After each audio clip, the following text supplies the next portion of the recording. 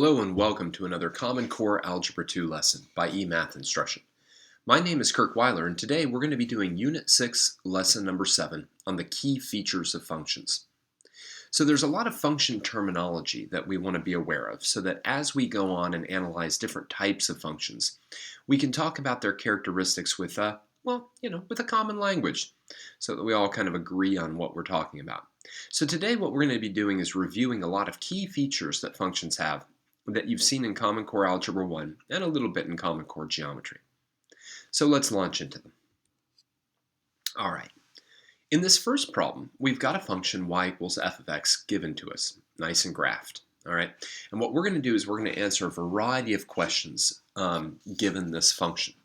So at each point, what I'd like to do is kind of pause and give you a chance to see if you can remember some of this terminology on your own, and then obviously we'll go through it. So what I'd like you to do is I'd like you to pause the video right now and maybe take up to even 10 minutes to think about this problem and come up with as many answers as you can, okay? And of course, those that you can't remember how to do, that's fine, and then we'll talk about them, okay? Go ahead and pause the video now. All right, let's go through them. Letter A asks us to state the y-intercept of the function. The y-intercept of the function is simply the point where the function crosses the y-axis. In this case, that's y equals 2. Letter B, state the x-intercepts of this function. Well, the x-intercepts are very similar. They are where we cross the x-axis. 1, 2, 3, 4, 5, 6. So x equals -6 and x equals 1, 2, 3, 4. The problem says, what is the alternative name that we give to the x-intercepts? We call them the function's zeros. By the way, the word zeros is spelled both of these two ways. I tend to spell it with the E, but they're both acceptable spellings of the term. Kind of a little weird. All right, letter C. Over the interval x is greater than -1, less than 2, is the function increasing or decreasing? How can you tell? Well, let's go to -1 on the graph. And then let's go to 2 on the graph, right? So we're looking at the stretch of the graph that goes from here to here, all right? Let me actually color that in green so that we have it in a nice different color. Now, did you notice what I just did when I colored it? I colored it from left to right. And in that, the function was increasing. Hey, I'm still in green. Now, the way that I can tell that is that as x increases, in other words, as we move from left to right, y goes up.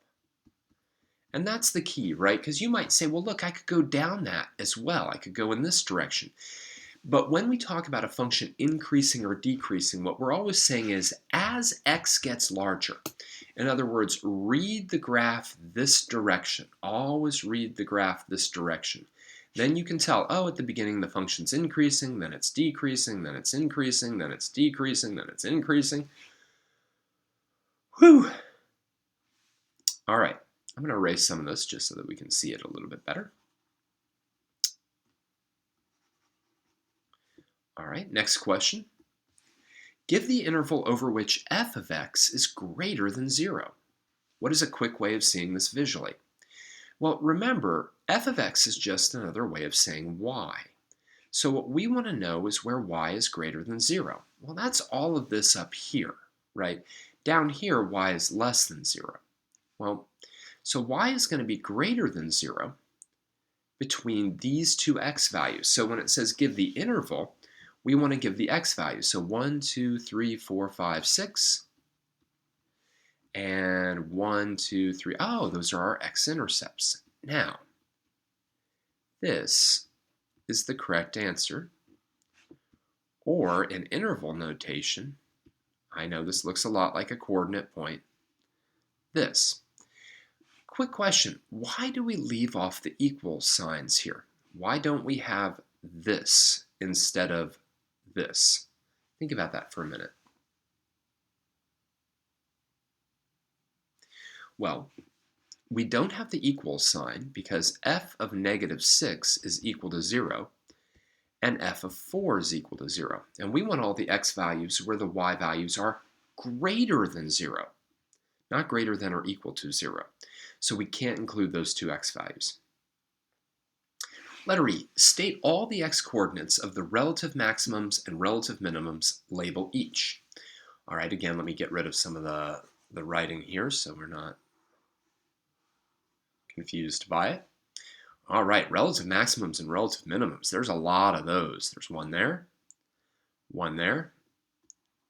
whoops, one there, lost my pen there for a second, and one there. So this is at 1, 2, 3, 4. We just have to state the x values, which is nice, and that's a relative maximum.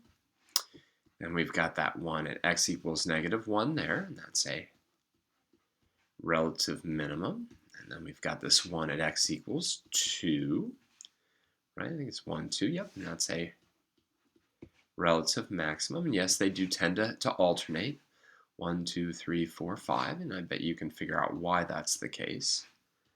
And that's a relative minimum. There they are.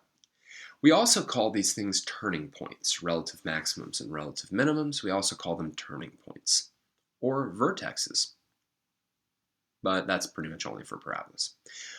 Okay, take a moment, pause the video if you need to, copy down anything you have to. Excuse me. All right, let's clear this out.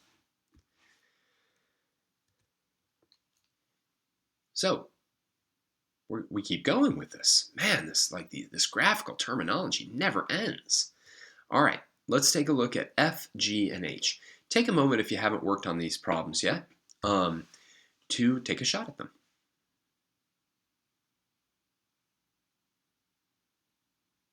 All right, let's go with them. Now, in the last problem, we talked about relative maximums and minimums. Letter F asks about what are the absolute maximum and minimum values of the function? Where do they occur? Now, values of the function, those are always outputs. Always outputs. Values of the function are outputs. Well, the absolute minimum output is right here.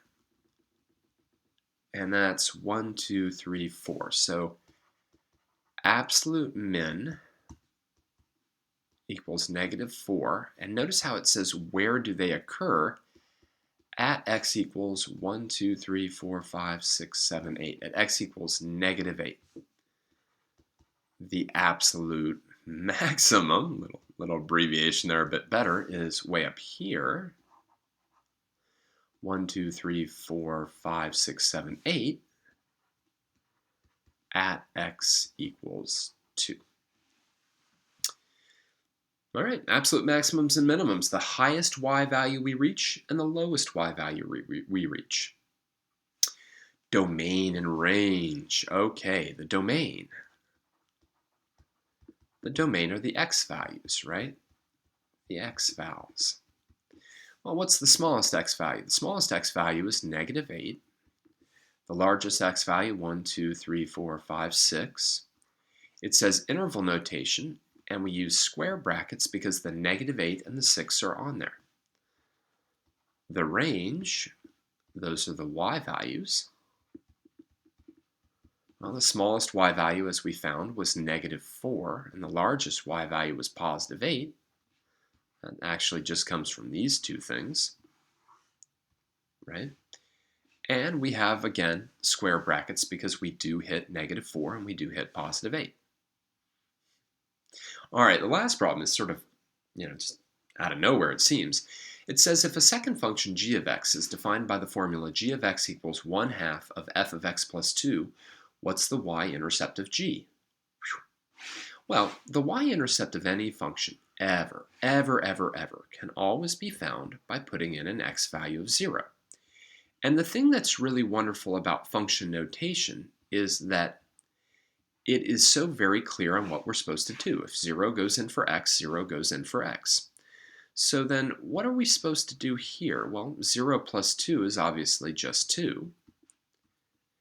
Now the question is, what's f of 2? Well, f of 2 is 1, 2, 3, 4, 5, 6, 7, 8. f of 2 equals 8.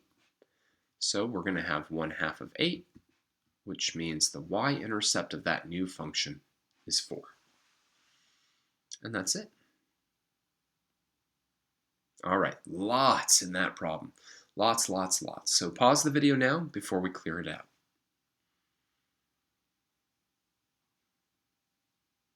Okay, here we go.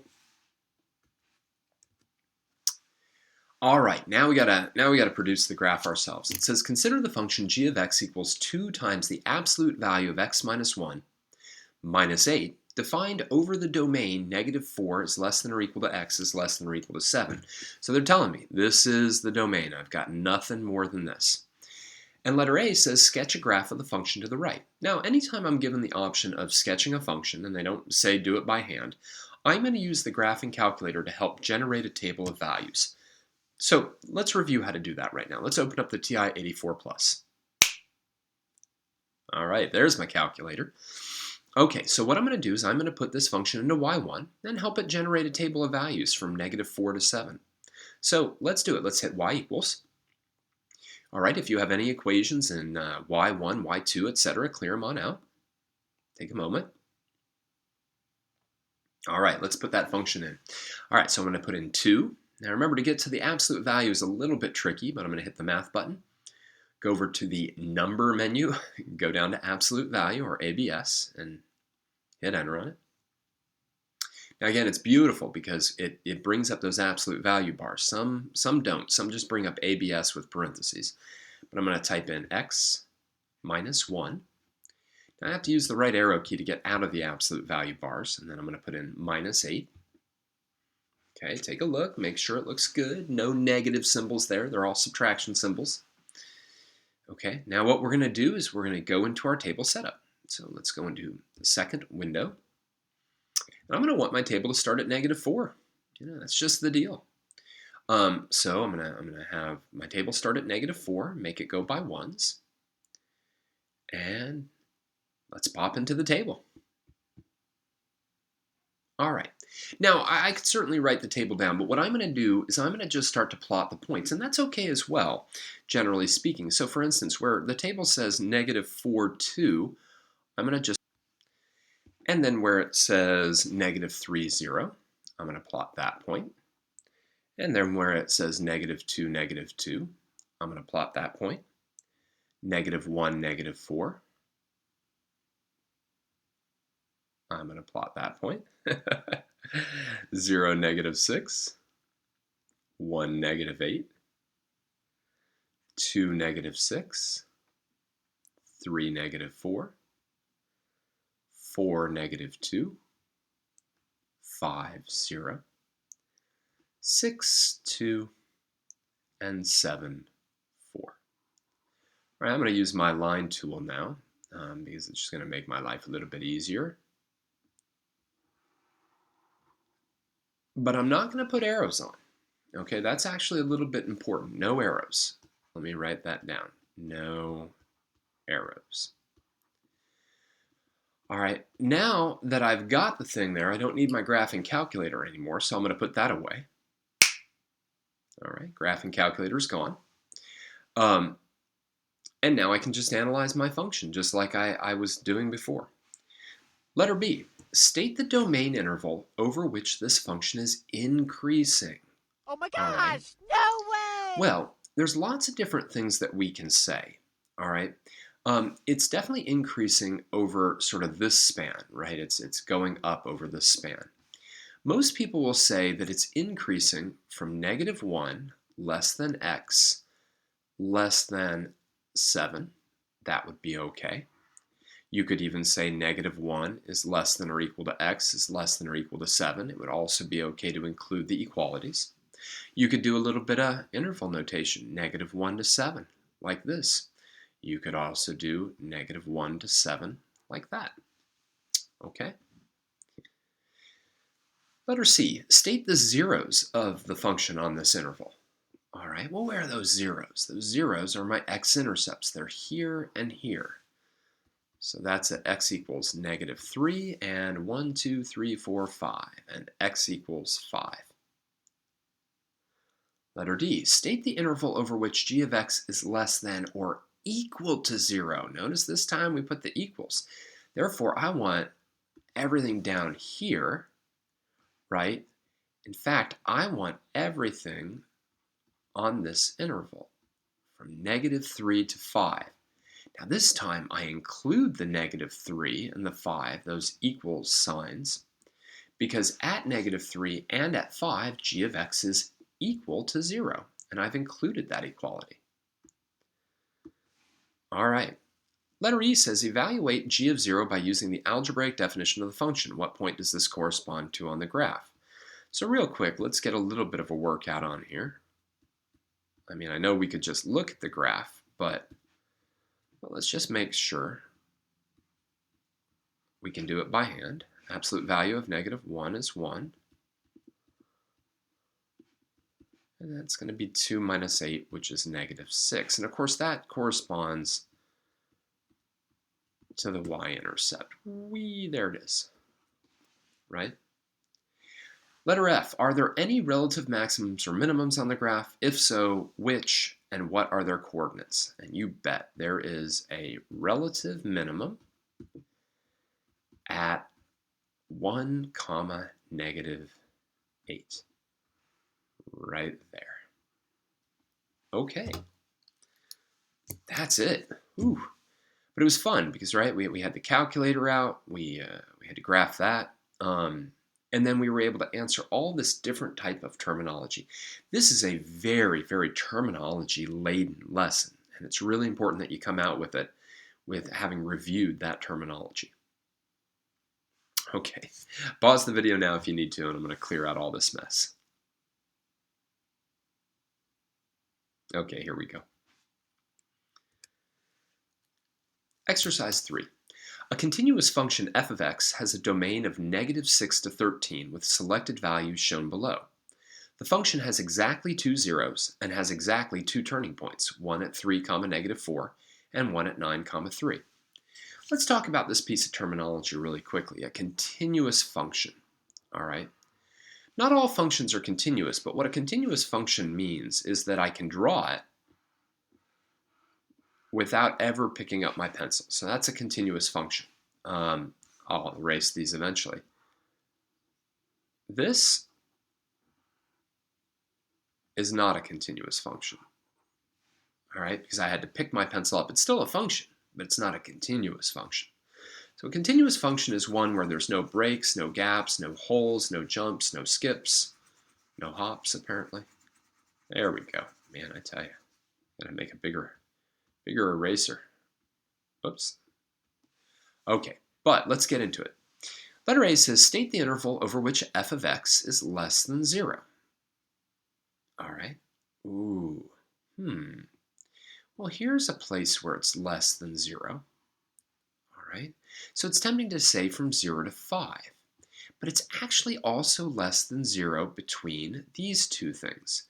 Now, how do we know that? Well, because we've got zeros here. So it doesn't go positive anywhere in here, because then we'd have to have another 0. So literally, f of x will be less than 0 when x is greater than -1, but less than 8, or in interval notation, like that. Okay. Letter B, state the interval over which f of x is increasing. State the interval over which f of x is increasing. All right. Well, it's definitely decreasing in here. Then it's increasing in here. Then it's decreasing again in here. So where's it increasing? Well, it's going to be increasing from this turning point all the way up to this turning point, right? You can almost imagine it. That one turning point down at 3, -4 is a low point, and then it goes to the point 9, 3. So we are increasing over the interval 3 to 9. Everywhere where x goes from 3 to x goes to 9, we're increasing, going up. All right, so dealing with this terminology even with tables. All right, I'm going to clear this out. Write down anything you need to. And why don't we finish up? So today what we did is we reviewed a lot of terminology that you actually saw back in Common Core Algebra 1 in terms of function terminology. Y-intercepts, x-intercepts, zeros, intervals of increasing and decreasing, intervals where f of x is greater than 0, less than 0, greater than or equal to 0, blah, blah, blah. Maximums, minimums, things like that. All of this terminology we want to be able to use throughout the course, so we need you to be comfortable with it now so that as we talk about it, you're not kind of just, hearing blah-de-blah-blah, right? You're actually understanding what's going on. All right, well, you'll get a lot more practice with it as the course goes on. For now, let me just thank you for joining me for another Common Core Algebra 2 lesson by eMathInstruction. This has been Kirk Weiler. Until next time, keep thinking and keep solving problems.